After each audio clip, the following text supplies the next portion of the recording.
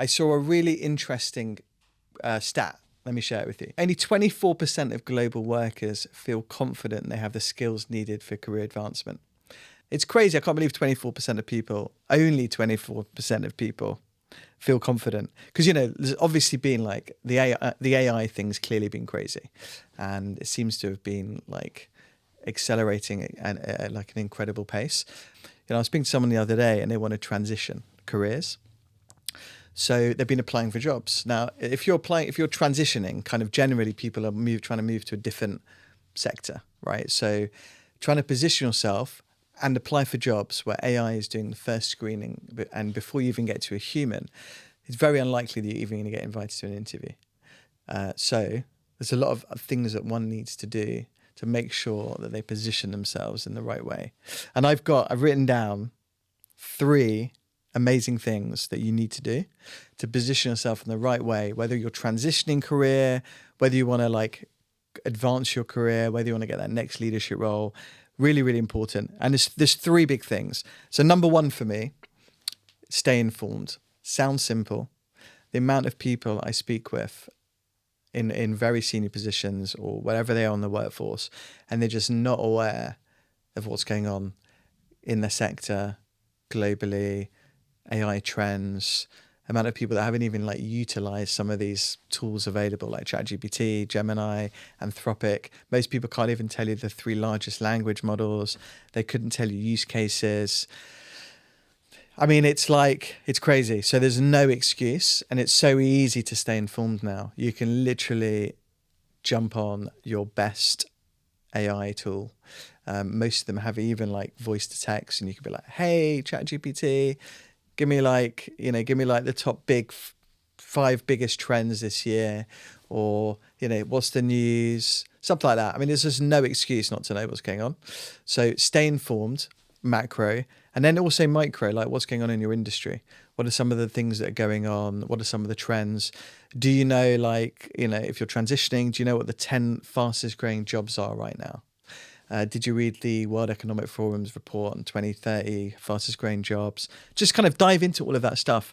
One of the things right now, and even the last few years, is this, the information is so easily available now.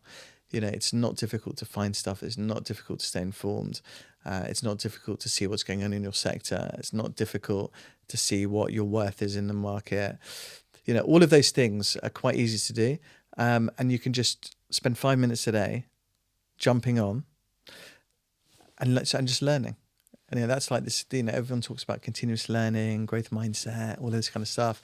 Sounds cheesy, sounds corny, but it's massively true.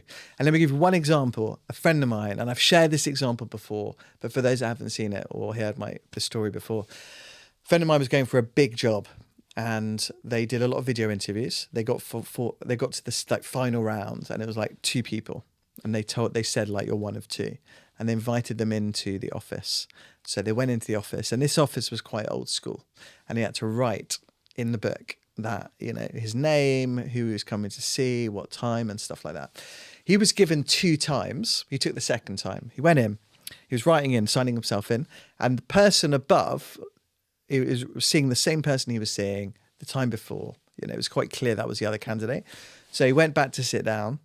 He took out his iPad, he opened ChatGPT, and he said, these 2 people, so me and this other person, are interviewing for this job. Here's the job description. We're meeting this person. Here's the LinkedIn profile of the interviewer. Give me like the key differences between us, what I should focus on the interview, etc., etc. Now, I'm not saying that's the only reason he nailed it and got the job, but it doesn't hurt to be prepared. Number 2 for me is showcasing your expertise. So if you want to get to your first leadership role, let's say, and you're moving into a place suddenly where these jobs typically aren't advertised. Some people call it the hidden job market. Generally these jobs they're not advertised, and so they're quite difficult sometimes to find. So you need to if it's a search firm, you need to know me, or you need to be found by me. Or you need to be known or found by another search firm, whoever's doing the search. Or if it's been done internally by, a TA function or by the hiring manager, whoever it might be, again, they need to either know you or find you. And so now suddenly thinking through, well, how do you get known? And what are some of the strategies to put yourself in the best position to be found and stuff? So a few things that you can do, like actionable things. Clearly, number one's LinkedIn, because it's the number one professional job site. It's the number one jobs board. Most people are on there. Not everyone, but generally, I'd say your boss is probably on there, your colleagues on there, your next boss is on there, your client's probably on there. Like, it's a pretty decent place. It's free to use, and you can tailor it, bespoke it, get your AI to ask it to make sure that the LinkedIn Recruiter AI tool powered by GPT will find you. Because again, think of this, right? If it's an internal recruiter or an external recruiter, by and large, most of them will jump on LinkedIn Recruiter to find people for their long list of candidates that they want to approach for a job. So you want to be found by them. So you get the phone call if you don't know them already. And so bearing in mind, it's suddenly moved from like the human, like putting in the keywords and up pops like a list, and they're going through contacting and stuff, to the AI like doing all of that. So you need to really make sure that you have all the keywords in your LinkedIn profile. So the LinkedIn AI will find you, it will come up high in someone's list, and then you'll get contacted. It's really important. Otherwise, you're just not going to get found. So that's one thing. Secondly is go and connect with people in your space, people that you might want to work with. Make sure you've been really good at like staying in touch with ex-colleagues, with clients, just everyone, right? Like, this is professional networking. There's like a gray area between like business friends and like friends and contacts and all this kind of stuff. Like, for me, it's just so great to collect friends, but just like stay in touch with people and be there for them and all of that kind of stuff. And nowadays it's really easy to stay in touch because you've got like all these social media platforms, so no excuse. So make sure that you're doing that, because a lot of opportunities will come through that. I had a great quote over Christmas. It's not mine, unfortunately, but it goes something like, "Opportunity dances for those already on the dance floor." Great quote. And it's true. So the point is like be in the game, like connect with people, comment on people's content, like people's content, like spend like 5 minutes a day with a cup of coffee, like 5 people's posts, comment on 5 people's posts, connect with 5 people, message 5 mates, try and get some catch ups and stuff. Even if you're deep into a role and you're really, really happy, it's worth doing. Like, it's so good to do, and it gives you, and it makes you visible. There was a guy I spoke to the other day, and he called me up and he was like, "I can't believe that, my colleague got the phone call for this big leadership role in a competitor firm, and they got the job, and I'm way better than them, and it's like it's just graceful. I can't believe it." And I'm like, they don't, if no one knows you and you're hiding in the corner, and you're not being active, you're not going to get the call. Number 3. This links a little to what I've spoken about, but I wanted to overemphasize this, and this is networking. Authentically. Networking is not selling. The amount of messages I get. I got a message from a friend the other day. I'll say a friend, like, I knew this guy like when I was 16, and he just sent me a message over Christmas, and he's like, "Lewis, looking for a new job. When can we speak?" And I'm like, "Come on, mate, like, at least pretend you care how I am, hope you're doing well, whatever." So my point is, like, just don't wait until you really need people to network, right? Because it's not really networking. What you're often doing is just trying to, it feels salesy. It doesn't feel authentic, right? It's like you want something. Now, I've got nothing wrong with that, right? But it's very different when you're making an effort with people to stay in touch, not because you want something, just because, right? You're there for people and you're doing it regularly, then it's a very different conversation, because then it's like, "Hey mate, I really need your help." "No problem. How can I help?" And the world works with the reciprocity. People like doing things for people that do things for them. It feels good. People want to help people. But sometimes there's this line of like, if it comes across as like disingenuous, not authentic, salesy, you're just taking, you're not there for people when they need you, you'll find people won't be there for you, I think. So when you're networking for this kind of context, in that, maybe you need work, you're looking for a new job, it's around careers and stuff like that. There's a lot of value in like having like integrating this networking just into your game, like the whole time. Like, don't just wait. Don't be like, oh, I'm so busy. I don't really need to reach out to folks. And, it's so valuable. It's like, think of it as just like, long-term investing. It's like in relationships, in people, and it helps just for everything. And it's way easier than wandering into that networking event with a few business cards, with the goal of handing out a couple. And, it's like going up to someone at a bar. Yeah, I mean, it's like so difficult, right? A few things that you can do, right? And then there's two things now, right? Remember, it's online and offline, right? And it doesn't matter if you're introvert or extrovert, right? Like, no excuse. Let's say offline for a second, right? I'm going to start with offline because everyone speaks about online. I've spoken about that a lot. Offline's interesting because we all like have experiences in our lives, right? Like we're doing things, whether it's like where we meet people. So school, if you go to uni, jobs, you go to the gym, whatever it is, right? We're all like doing things where we meet people.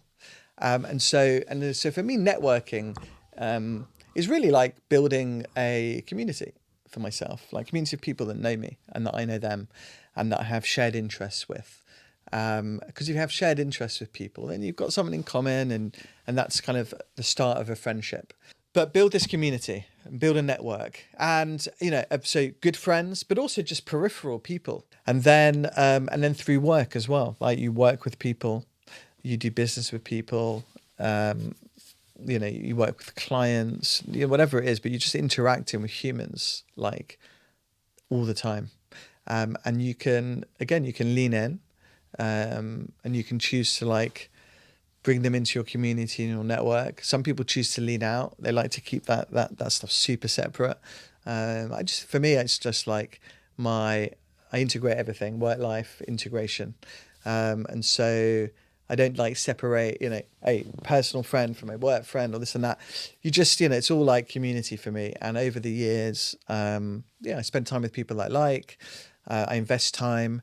The job I do, obviously I'm like kind of over index on networking and building community. It's clearly something that I love and I get a lot of energy from. But we can all do it.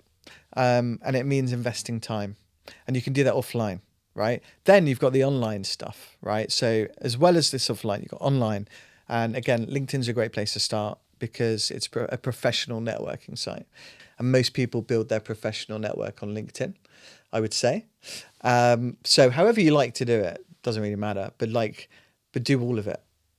Make sure you're staying in touch with like old friends, make sure you're staying in touch with like all these business contacts through LinkedIn. There's a lot of tools that we can all use to stay in touch with people. And these tools are social media platforms. So like social gives it away.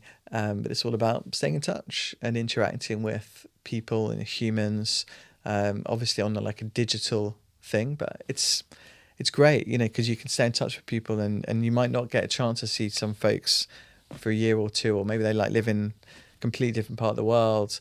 Go really hard on leveraging social platforms to stay in touch with all these people that you meet over time. And also when you can, take time to go meet people, coffee, lunch, kind of get yourself out and go and meet someone on whatever, just like go out and do things with people. And there's a lot of value in that. And then on a professional level, like go out, meet your old boss for coffee, go meet your old colleague. Maybe you worked with someone like 10 years ago. Stay in touch, and you never quite know. And that for me is networking. And then at some point, in the context of, let's say you're hiring for your team, you're going to have a network of people to call on off the bat, and they like you, and people work with people that they like and they trust and so forth. That's amazing. And then if you're on the other side of the coin and you're like, you're trying to get your first leadership role, you need a job, you need some career advice, you're going to have friends to call on, which is way different from messaging someone and saying, oh, sorry, I've not spoken to you in 20 years. Hope you don't mind me contacting you. Got a job. So if you do those things, you give yourself a really good opportunity to find jobs and opportunities. And if I connect the first two things, so even if you're entering the workforce, these things I've just mentioned still hold true for you too. Like, build your profile, network with people in the space that you're operating in. You could go even a bit broader, because the one thing I'd add is you might want to go, so like find people that are doing the job that you want to do, see if they will be your mentor, build a personal board of directors of people around you, things like that. So these are some things that you can do to put yourself in a position to find opportunities, job opportunities. And if you do those things, you'll give yourself a good chance.